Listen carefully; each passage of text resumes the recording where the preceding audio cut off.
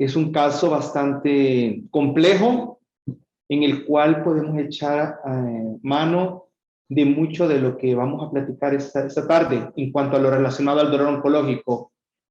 Pues este joven comienza con su diagnóstico justo casi al final de su adolescencia, entre los 16 y 17 años. Es un joven el cual es un atleta, toda su vida acostumbrado a practicar horas intensas de entrenamiento, con lo cual inició dificultad para la realización de sus actividades. Llegó en su momento a ser profesor e instructor de artes marciales que él practicaba. De un momento a otro fue mucho más difícil para él porque comenzó no con dolor, sino que con las dificultades que el tumor comenzó a presentar en su extremidad, miembro superior derecho, y se inició el estudio, las quimioterapias, y posteriormente a su quimio, no fue quimiosensible, el tumor comenzó a aumentar de tamaño, comenzó a presentar manifestaciones de un síndrome neuropático compresivo por la misma expansión del tumor, lo cual nos producía un dolor neuropático de tipo periférico.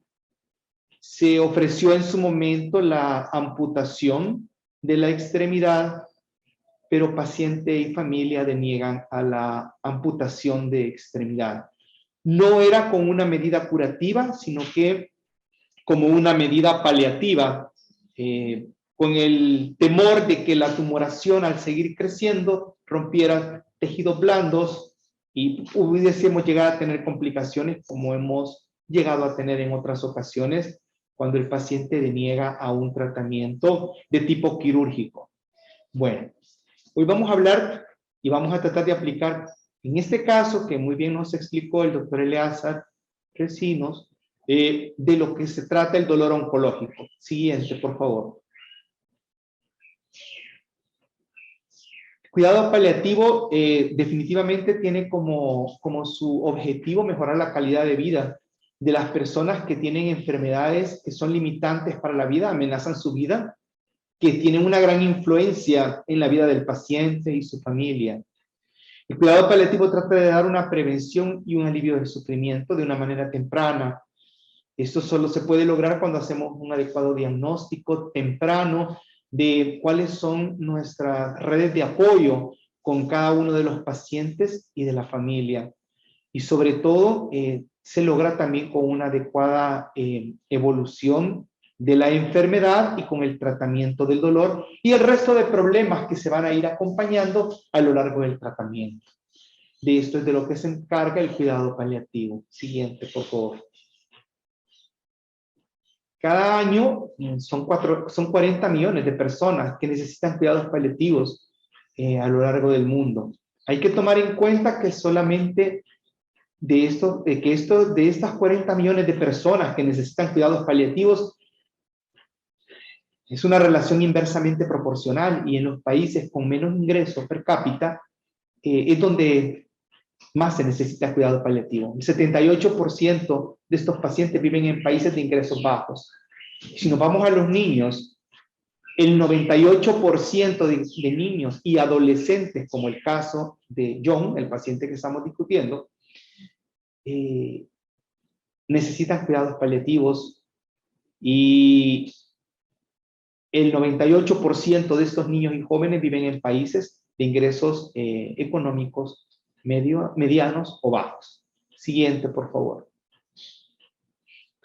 La Organización Mundial para la Salud ha estimado que de todo ese montón de personas que necesitan cuidados paliativos, solamente el 14% de pacientes que lo necesitan a nivel mundial reciben cuidados paliativos. En Latinoamérica, donde hay menos de 2 servicios de cuidados paliativos por millón de habitantes, se calcula que cada año más de 3.5 millones de personas se podrían beneficiar de la atención en cuidados paliativos. Pero de estos, en Latinoamérica únicamente el 1% de pacientes que necesitan cuidados paliativos los reciben. Estamos incluyendo en este cúmulo adultos y niños. ¿Se imaginan la cantidad, el porcentaje de niños que alcanzan a recibir cuidados paliativos en Latinoamérica? Es todavía mucho menor. Siguiente, por favor. El dolor por el cáncer duele de diferentes maneras. Está acompañado por los estigmas, ¿verdad? Cuando a un paciente le dicen que tiene cáncer, lo primero que se le viene a su mente es el sufrimiento y el dolor. Por lo que vimos anteriormente, el 78% de pacientes que requieren cuidados paliativos llegan a consultar en un estadio avanzado, en el cual muchas veces la probabilidad de curación está limitada. Entonces, el estigma con el que le toca caminar al paciente oncológico primero es que el cáncer duele. El cáncer duele y que hay muy poco para poderlo ayudar. Son parte de los estigmas con los que le toca batallar al paciente, a la familia, y sobre todo que el paciente puede llegar a pensar en la familia que es natural que duela, es que tiene que doler. Y no debe de ser así. Siguiente, por favor.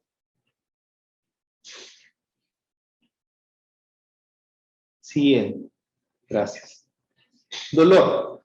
¿Qué es dolor? Un dolor es una experiencia sensorial, emocional desagradable asociada a un daño real o potencial con un componente sensorial, emocional y cognitivo. Estas últimas dos líneas fueron agregadas en el 2016.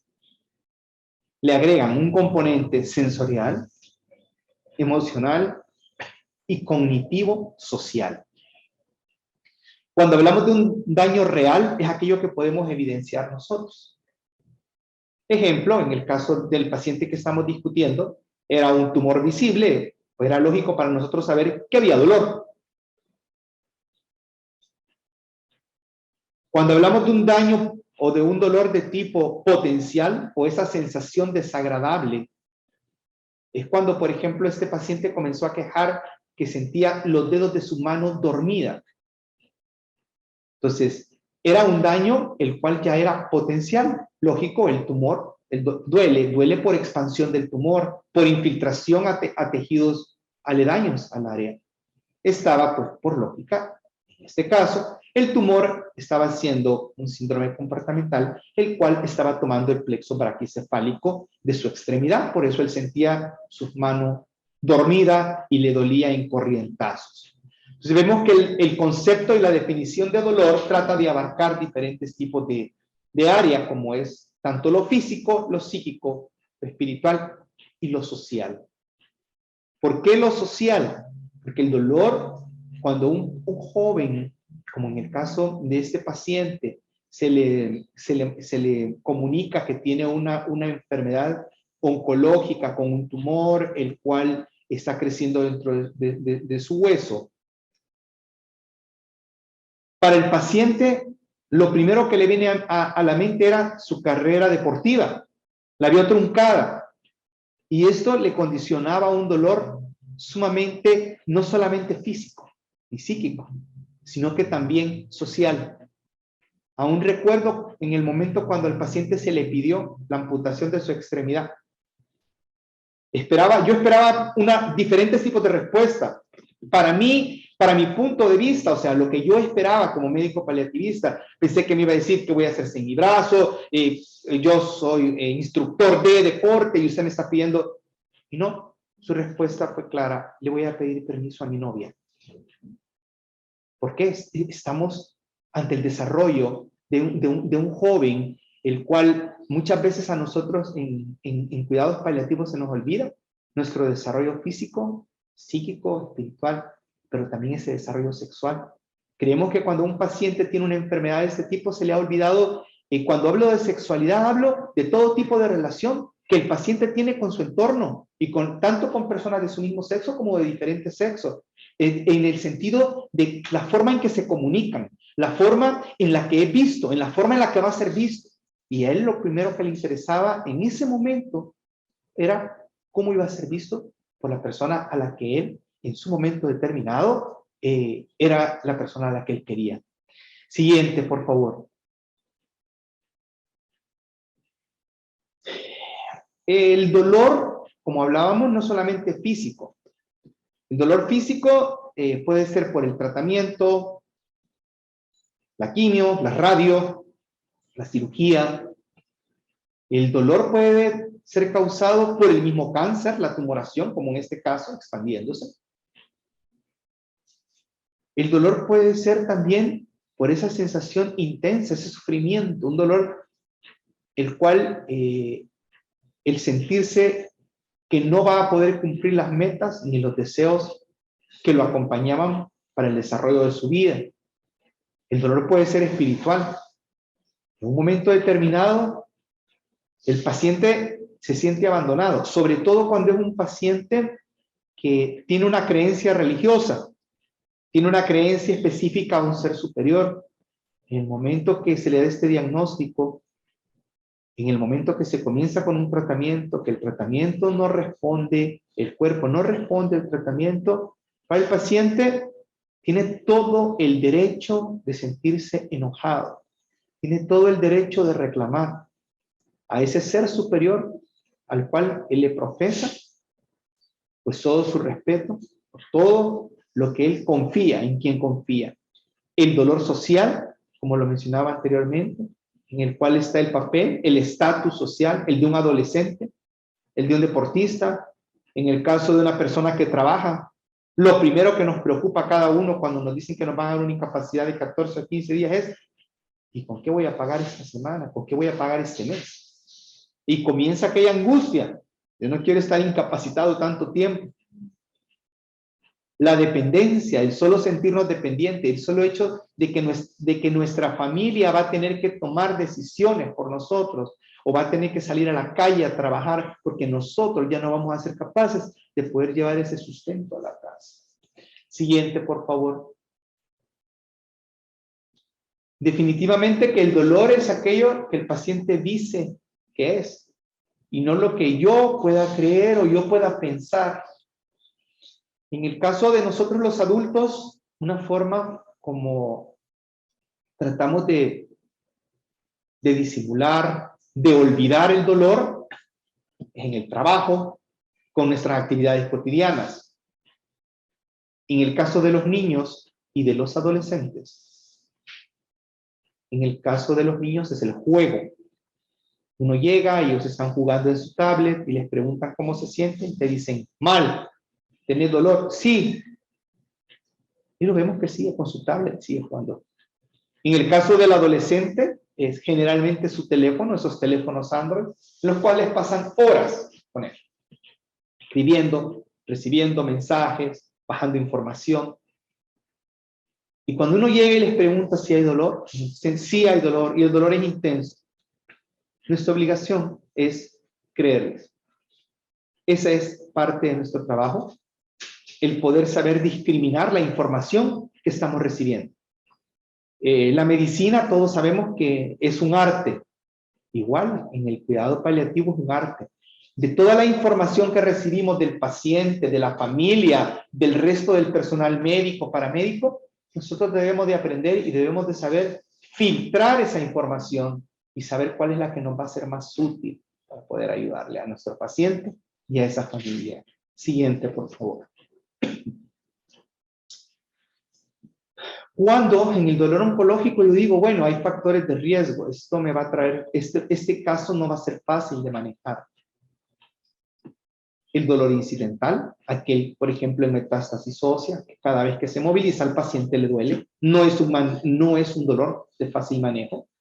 Paciente que previamente está utilizando opioides por diferentes índoles. El dolor neuropático, aquí en Estados Unidos y en Europa, las mejorías solamente son de un 35%. No existe una pastilla mágica para el alivio del dolor neuropático. Quisiéramos, pero no existe hasta este momento. Paciente con tolerancia o adicciones son pacientes de muy difícil manejo. Cuando hablo de la tolerancia al dolor, a la frustración, pacientes adictos, se vuelve complejo el manejo del dolor. y en pacientes jóvenes. ¿Por qué en pacientes jóvenes? Porque el paciente joven tenía toda su vida por delante, tenía todo un esquema hecho de futuro. Y cuando se ve truncado todo ese futuro, parte de esa rabia, parte de esa frustración, la debe de desembocar. ¿Cómo la puede desembocar? Recuerden que muchas veces ellos están molestos por estar ingresados, están molestos por tanto examen, están molestos porque quieren ir a casa y no se les dé el alta. Una manera es, muchas veces, aquella rebeldía. El adolescente muchas veces es un reto para el médico que está trabajando con él. Siguiente, por favor. En esa gráfica podemos ver que el médico le pregunta al paciente, ¿y qué le duele? Le duele la realidad. ¿Y podrá doler eso? Claro que sí duele. Duele. El dolor espiritual, ese dolor del alma, es ese dolor que cuando el paciente inspira profundo, cuando tenemos una tristeza grande, no tenemos ninguna herida, no tenemos ninguna afectación física, pero cuando inspiramos profundo hay dolor. ¿Qué nos duele? No lo podemos explicar, pero nos duele cuando tenemos una tristeza grande y profunda. El dolor oncológico es multifacético. Tiene componentes físicos, componentes no físicos. Tenemos que lidiar con el tumor, como era este caso, un tumor grande que se salió de control. Los efectos del tratamiento, la quimioterapia, la náusea, el vómito, la diarrea. Muchas veces lesiones durante la radioterapia, lesiones dérmicas, pacientes que no se quieren mover por la tumoración, el tamaño de la tumoración, y se comienzan a formar escaras. De igual manera, lo no físico, la frustración, la angustia y el sufrimiento que muchas veces experimentan estos jóvenes. Muchas veces el joven siente que ha fallado. ¿Por qué? Porque no logró cumplir las metas que él se había propuesto. ¿Cuáles eran las metas de un joven? Bueno, terminar el bachillerato, luego estudiar una carrera, ser un profesional brillante, o por lo menos ser un buen profesional.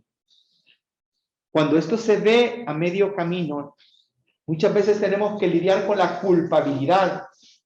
Tenemos jóvenes los cuales cuando se les notifica que hay una recaída hematológica y cuando entran a mi consulta y entran llorando y le pregunto qué sucede, me dice, es que yo soy un fracasado. ¿Y por qué? Porque todo lo que hago lo hago mal. ¿Por qué? Me enfermé de cáncer. Mi familia ha dejado de asistir a todo por estarme cuidando. Mis hermanos nunca pueden estar porque toda la atención está puesta en mí. Y hoy me dicen que he recaído. Me ponen la quimio y no me funciona. Soy un fracasado, doctor. Entonces, y esto les produce un dolor, el cual se potencializa. Y al potencializarse el dolor, tanto el espiritual, el emocional, el social, se incrementa el dolor físico. Siguiente, por favor. Cuando nosotros tenemos un estímulo de cualquier tipo, físico, químico, eléctrico, mecánico, tenemos estructuras nerviosas periféricas que se encargan de transmitir el dolor, primero traducirlo, un estímulo físico, químico, eléctrico, mecánico se va a traducir en un estímulo eléctrico, el cual se va a transmitir, llegar al ganglio de la raíz dorsal, hay una decusación de un 75 a un 80%, sube por el tracto espinotalámico lateral y va dando una sensibilidad, va sensibilizando. Luego llegará a centros nerviosos superiores como es el hipotálamo, tálamo, cerebro. Y luego viene una respuesta, una modulación del dolor, una modulación descendente, en la cual está involucrada la vía serotonérgica y la vía noradrenérgica. Haciendo la aclaración, en el caso de los adultos y de los niños, a los niños les duele más que a los adultos, porque esta vía descendente, inhibitoria del dolor, no está desarrollada en el momento del nacimiento y llega a concretarse o completarse a los 6 meses o al año de edad en el cual comienza a modular de una manera diferente los estímulos de tipo doloroso. Siguiente, por favor. Los nociceptores son estructuras terminales nerviosas de la periferia, las cuales se encargan de ser, discriminativas y transmiten a través de fibras, como la A delta, la tipo C.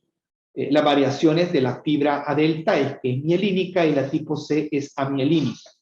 La velocidad de conducción en las que son fibras mielínicas va de 30 a 40 metros por segundo. En el cambio, en las amielínicas, como las tipo C, la velocidad de conducción es de 1 a 2 metros por segundo. En el caso de los recién nacidos, el dolor es transmitido por fibras tipo C. Por eso es que el recién nacido y el niño que es inmaduro, en el lactante menor, no localiza ni focaliza el dolor, a diferencia de un preescolar y un escolar, en el cual el reflejo de huida y de alejamiento ya se ha desarrollado. Y están involucradas las fibras A delta, las cuales son mielínicas. Siguiente, por favor.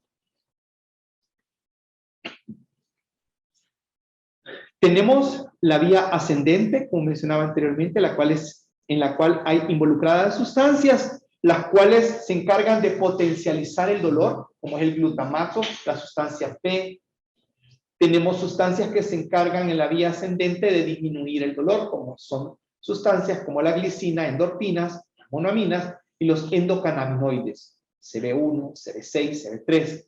Y tenemos una vía inhibitoria del dolor, que mencionaba anteriormente, la cual no está desarrollada en el recién nacido ni en el niño pequeño, en el lactante menor, en el cual podemos observar que hay la vía inhibitoria del dolor en la cual está involucrada la noradrenalina y la serotonina.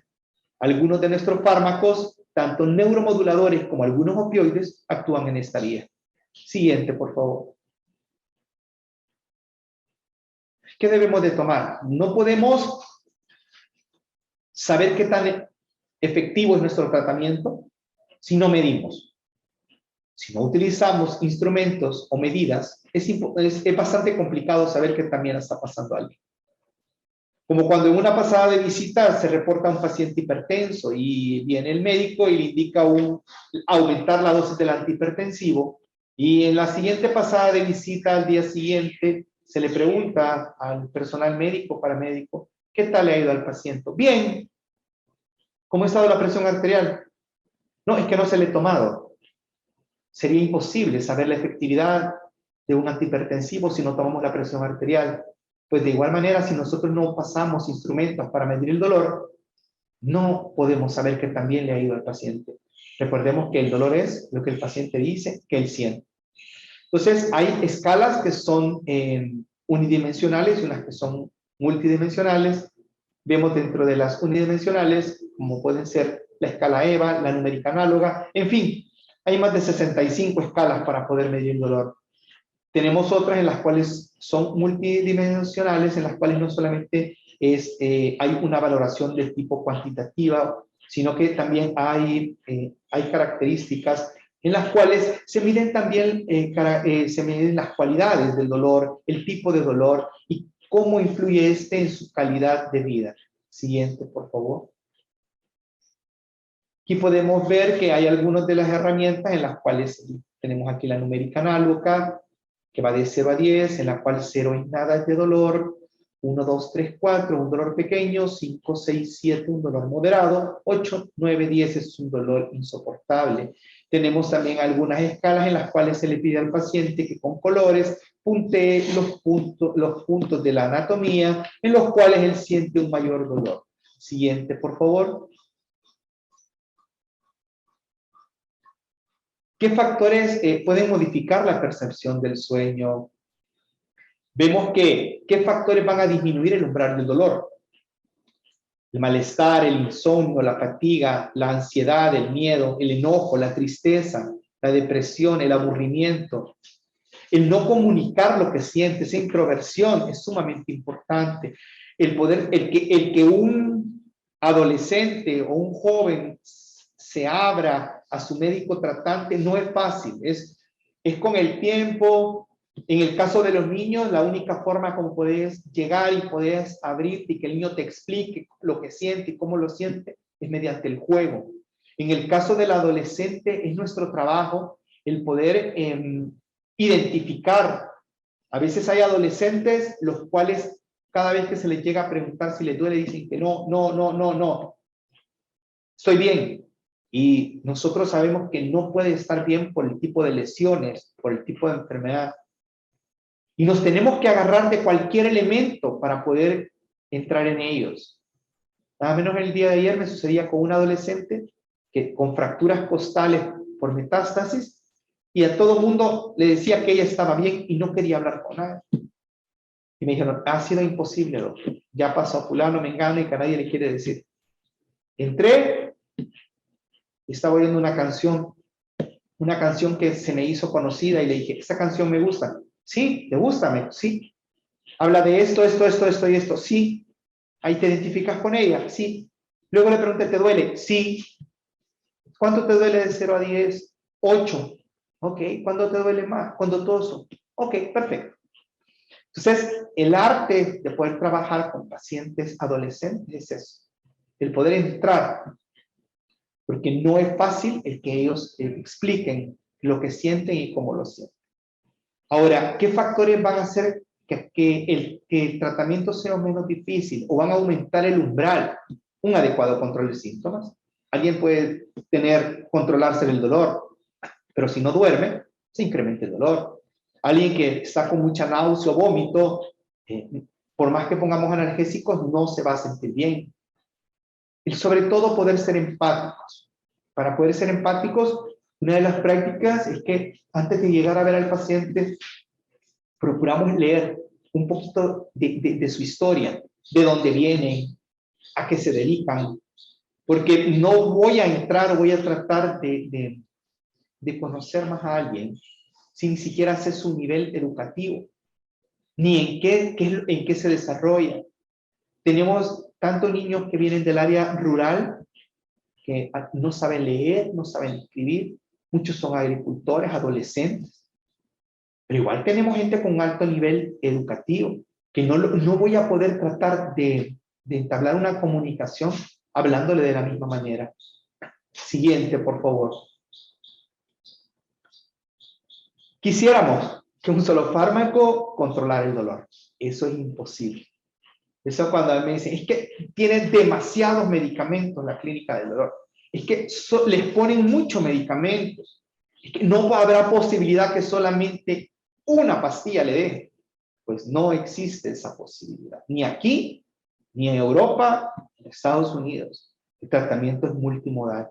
Tratamos de utilizar las dosis más adecuadas con varios medicamentos, de manera que haya una sinergia en el resultado, que no sea 1 más 1 que sea igual a 2, sino que cuando nosotros hacemos y utilizamos varios medicamentos, aquella analgesia se puede potencializar 3, 4 veces a dosis pequeñas.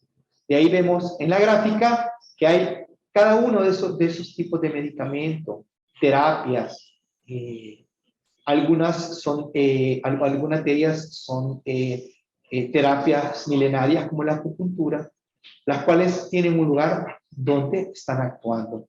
Siguiente, por favor.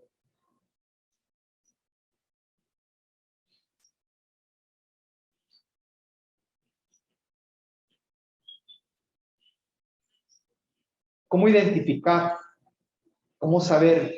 Dolores más complicados para nosotros. Sabemos que cuando clasificamos el dolor de un tipo nociceptivo, que se divide en somático y vegetativo, somático, piel, músculo, hueso, neuropático, que es en el cual es una lesión o una disfunción del sistema nervioso central o periférico. Este era el concepto antiguo, lesión o disfunción del sistema nervioso central o periférico. En el 2011 cambia el concepto, la Asociación Internacional para el Estudio y Tratamiento del Dolor, y define el dolor neuropático como aquel dolor que es causado por una lesión o una enfermedad del sistema somatosensorial. Si podemos ver, cambia el concepto de disfunción, porque hay situaciones en las cuales el paciente va a quejar que hay dolor. Nosotros vamos a mandar estudios, van a salir normales. El paciente va a seguir aquejando dolor. Y eso no hace la diferencia en que el paciente no pueda no estar sintiendo el dolor. Se elimina el término disfunción y se aclara que puede ser una lesión o una enfermedad del sistema nervioso somatosensorial. Siguiente, por favor. ¿Cómo lo tratamos? Bueno, está la escalera analgésica de la OMS, tiene más de 20 años, recordando que no es que vamos a comenzar primero con el escalón 1, 2, 3, dependiendo de la intensidad del dolor es que tomaremos la conducta, cuál es el fármaco a utilizar, cuáles combinaciones, la que más le va a favorecer al paciente. Siguiente, por favor. ¿Qué principios tenemos que tomar? Bueno, lo primero es lo oral. Es lo más fisiológico. ¿Con qué nos enfrentamos? Factores culturales. La mayoría de la población, poco conocedora, piensa que una inyección, vengo por una inyección, no me van a poner inyección. Y cuando les explicamos que la vida media y que la absorción es muy buena del fármaco, pues no siempre logramos convencerlos. Muchas veces debemos de tomar, al igual hay vías las cuales son sumamente estigmatizadas y en un momento determinado difícil son de gran ayuda, como es la vía rectal, la cual por factores culturales, educativos, es una vía que es sumamente rechazada y se prefiere la vía intramuscular, aun cuando a veces es sumamente más dolorosa. Cuando hay imposibilidad a la vía oral, no hay acceso a una vía endovenosa porque se han perdido el acceso venoso. La vía rectal sigue siendo una vía útil y de emergencia que nos puede facilitar. De igual manera, desde el punto de vista ético, no podemos utilizar placebos. A uno le voy a dar analgésicos, al otro le voy a dar agüita dulce, porque el dolor de él es psicológico. Desde el punto de vista ético, no se puede ni se debe de hacer. En cuanto al tratamiento, es personalizado. Cada paciente y la dosis que va a requerir se deben de adecuar. Hay pacientes que con 10 miligramos van a obtener un efecto deseado. Hay otros pacientes que con 5 miligramos van a obtener el efecto deseado y van a experimentar menos efectos secundarios. Gradual, tratamos de escalonar la analgesia, prevenir los efectos secundarios, como cuál. Sabemos de que un paciente que es virgen a opioides, el uso de antieméticos es reglamentario. La mano que prescribe el opioide es la mano que debe de prescribir el antiemético. ¿Cuánto tiempo para crear tolerancia? De 3 a 5 días. Tenemos el otro efecto secundario, el estreñimiento, el cual va a estar acompañando al paciente todo el tiempo que esté utilizando el opioide. El uso de coadyuvantes, el cual nos sirve para disminuir el consumo de opioides o de AINES y está potencializando la analgesia. Siguiente, por favor. Definitivamente, existe lo que se conoce tanto la opiofobia como la anaifilia, en la cual todo mundo lo que indican, y no solo aquí en el país ni en Latinoamérica, aún en Europa los estudios demuestran los consumos millonarios de antiinflamatorios. El problema es que muchas veces se mezclan entre sí. Y el mezclar antiinflamatorios, como por dar un ejemplo, un ketorolaco más un diclofenaco, un ketorolaco más un desquetoprofeno, no va a potencializar la analgesia. Lejos de ellos, lo que puede lograr es aumento de los efectos tóxicos. Tenemos pacientes que más de 20 días, muchas veces, un mes con antiinflamatorios. Y como hay situaciones que no alcanzamos a ver, como en el caso de los opioides. El opioide, una reacción secundaria indeseable, por ejemplo, la depresión respiratoria, la náusea, el vómito, el estreñimiento. En el caso de los AINES, lo que alcanzamos a ver a veces es las gastropatías. Pero el gran temor de las nefropatías y los daños en los glomérulos la venimos a observar posteriormente. A diferencia del opioide, que los efectos secundarios los vemos en el momento. Siguiente, por favor.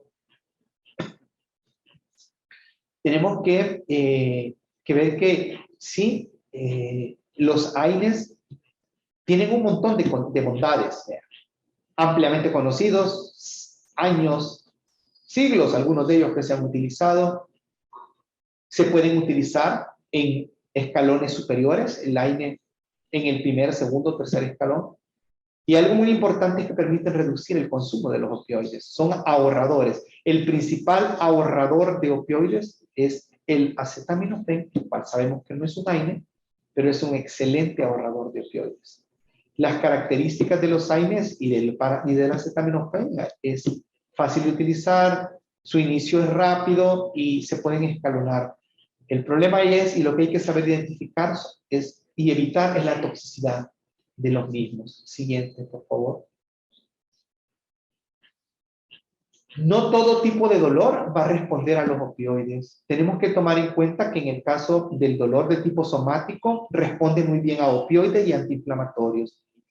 En el caso del dolor de tipo vegetativo, en el cual el dolor vegetativo es aquel que está relacionado con todas aquellas estructuras que se pueden distender, esófago, recto, ano, vagina y algunas de estructuras de la cavidad abdominal, como puede ser vesícula, uréteres, en fin. Ellos responden muy bien a los antiinflamatorios y a los relajantes de músculo liso.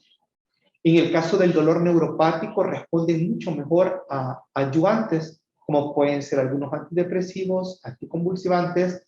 El uso de esteroides únicamente está indicado cuando hay una compresión radicular o un trauma medular. De ahí los corticosteroides no tendrían mayor cabida. En el caso de las benzodiazepinas, nos ayudan para disminuir la ansiedad, el insomnio, y algunas de ellas nos sirven también como relajantes musculares. Tomando en cuenta que el opioide, de los opioides, en un inicio se pensaba que el que estaba más relacionado en el manejo del dolor neuropático era la sal del tramadol, al igual que el tapentadol, por su mecanismo de acción, inhibición, en el caso del tramal, de la inhibición de la recaptación de serotonina y noradrenalina. Por ese mecanismo dual es uno de los de elección, el dolor de tipo neuropático, ¿verdad? Y pues lo tenemos dentro del cuadro básico de medicamentos, simplemente que como todo fármaco, siempre se debe de titular. Siguiente, por favor. Los opioides, hay que tomar en cuenta que se pueden clasificar en base a su potencia, en débiles, en potentes. Se pueden clasificar en base a su mecanismo de acción. Algunos de ellos actúan en receptores mu, algunos en los receptores kappa. Algunos de ellos tienen efecto mixto, como pueden ser algunos que son agonistas, antagonistas, como el caso de la nalbuphina, que es agonista de los receptores kappa y antagonista de los receptores mu. Tenemos algunos que son agonistas parciales, como el caso de la buprenorfina, y antagonistas puros, como el caso de la naloxona. Siguiente, por favor. ¿Qué mitos son con los que tenemos que trabajar día a día? Bueno, los opioides se utilizan cuando el paciente ya va a fallecer. Una vez se inician los opioides, no se van a poder quitar. Los opioides acortan la vida. Muchas veces en el hospital los papás no quieren el uso de opioides porque no, es que el paciente que tenía infusión de morfina es el que se murió. Entonces asocian muerte con el uso de la infusión del opioide. Y entonces es parte nuestra y del resto del personal, tanto educativo, del personal paramédico, el poder explicar que el opioide no encasilla, ni acelera, ni enlentece la muerte. Ahora, como cada uno de los fármacos tiene bondades, ¿verdad? E igualmente, pues tiene sus efectos secundarios, los cuales debemos de conocer. Siguiente, por favor. Sus efectos secundarios gastrointestinales, como ya los mencionamos, náusea, vómitos, estreñimiento, los cuales, pues, algunas veces se den al uso de laxantes, unas veces se vuelve complejo. Hay pacientes que son mucho más sensibles al estreñimiento, lo cual dificulta aún más el apego al tratamiento, porque el paciente relaciona el uso del opioide con el estreñimiento. Siguiente, por favor. Terminando, a mí me gusta mucho esta escultura. Es una escultura de Laconte y sus hijos.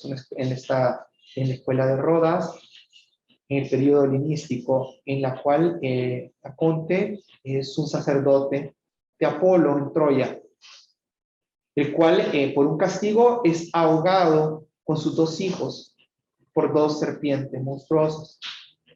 ¿Y qué simboliza? Es el enfrentamiento entre dos fuerzas poderosas, lo incomprensible y la impotencia humana. Yo esta escultura la relaciono mucho con el ejercer el cuidado paliativo, porque vemos a un lado a los hijos, los cuales yo los representaría o los asociaría, uno con el paciente, el otro con la familia, que tenemos que estar lidiando, trabajando, no solo con la enfermedad. En este caso, la enfermedad podríamos decir que es la serpiente, y vemos que la tiene sujeta y ya la logró controlar, o por lo menos que ya no siga haciendo daño. Pero tiene que trabajar con la impotencia y lo incomprensible de por qué están sucediendo las cosas. Y si podemos ver el rostro de Laconte, podemos apreciar que hay dolor. No es físico. Fíjense, esto está descrito 25 años antes de Cristo. Y hay dolor. Y es un dolor del alma. Y es lo que muchas veces, cuando los que trabajamos en cuidado paliativo, tenemos que lidiar. Vemos el sufrimiento, el dolor de la familia, vemos la tristeza, el dolor del paciente, y quisiéramos poder hacer más. Pero solamente podemos hacer aquello que la familia y el paciente nos permitan y que deseen que nosotros hagamos. El cuidado paliativo sigue al paciente, como podemos observar. Y eso que se trató, en el caso de este paciente, se trató de hacer lo humanamente posible. Las redes de comunicación, sí, probablemente nos faltaron, pero volvemos a lo mismo. No podemos tener el control de todo. Y nuestro trabajo es el no juzgar, sino que el trabajar, aunque no estemos de acuerdo en el manejo o no estemos de acuerdo en la forma del abordaje, tanto del paciente o la misma familia. Pero nuestro trabajo está en ayudar, colaborar y hacer que este momento, que es tan difícil de transición entre la vida y la muerte, sea lo menos molesto. Siguiente, por favor. ¿Qué trabajamos? Tratamos de ser empáticos. ¿Qué es empático? Bueno, nos sumergimos en el universo, nos podemos entrar en la intimidad de una familia, en la intimidad de un paciente que nos cuenta. Cuando entramos, debemos de ser lo suficientemente fuerte en el cuidado paliativo para que cuando salgamos y nos podamos secar y no nos ahoguemos en ese mar de tristeza o de tormento que en un momento determinado puede estar enfrentando el paciente o la familia. Siguiente, por favor. A mí me encanta esta foto. Me encanta esta gráfica porque al lado izquierdo pueden ver un papá. La foto es 25 años después. Es la misma niña. Está grande. La vida es eso. Por eso nuestro trabajo a diario es tratar de sembrar esa semilla en cuidados paliativos y en el manejo del dolor. Crear esa cultura del manejo del dolor y cuidados paliativos. ¿Por qué? Porque en las escuelas de medicina se nos enseña cómo atender un parto, se nos enseña cómo suturar una herida, cómo lavar una herida infectada, cómo tratar una neumonía, un proceso gripal, pero no se nos enseña cómo tratar enfermedades las cuales no se pueden curar y con las cuales el paciente va a tener que vivir el resto de su vida. Y mucho menos se nos enseña en algunas ocasiones ni cómo transmitir malas noticias, ni tampoco cómo tratar aquellas enfermedades en las cuales día a día vamos a ver un desgaste más del paciente. Y en la foto del lado derecho vemos a ese abuelo sosteniendo a su nieto, la cual 20 años después es el nieto que sostiene a su abuelo. Y eso es la vida. Por eso nuestro trabajo y con estas pláticas lo que se pretende es eso, es que las generaciones nuevas se involucren y el cambio generacional se debe de dar, pero se debe dar ese cambio generacional con la medida de que esta nueva generación sea como muchas de las semillas actuales, semilla mejorada. Y por eso es que son estos programas que tanto el Instituto Nacional de la Salud, ¿verdad?, igual que la Oficina de Cuidados Paliativos en el Ministerio de Salud, se encargan de abonar, ¿verdad?, de que este trabajo se vea pues reflejado en nuestros usuarios. Siguiente, por favor. Y esto es lo que esta tarde yo les traía sobre el manejo y el tratamiento del dolor oncológico.